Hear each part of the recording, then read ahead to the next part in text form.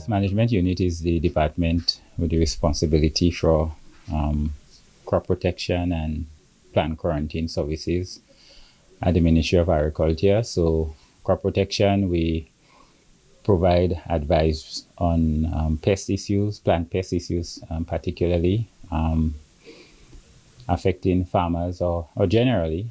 For plant quarantine, we regulate the importation of items that are likely to bring in pests or invasive species into the country.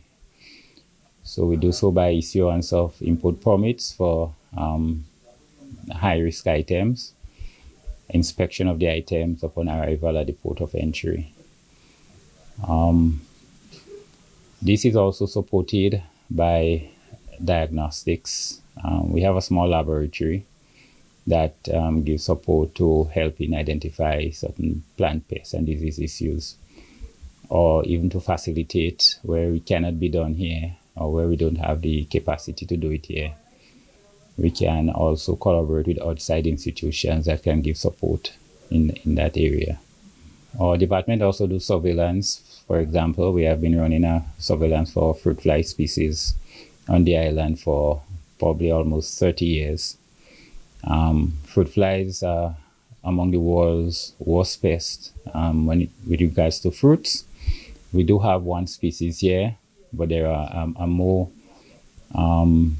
virulent species on the outside that we always have a lookout for. So hence the reason for the continuous surveillance for persons who would see these yellow plastic traps hanging on the fruit trees around the country. That's part of the fruit fly surveillance program. Well, the display covers quite a bit, a lot of informational material, posters and flyers that we have done over the last few years. It also has a small display of some pests. So we traditionally use it in most of the displays at the ministry. So persons can become familiar, especially when you have students and so on coming through. We also have some of our traditional banners, and this year we had a small highlight of past persons, well, not past staff, past head and past officers who would have served in the department. We just sort of put up a listing to highlight, their contribution over the last 50 years. And also we had a list of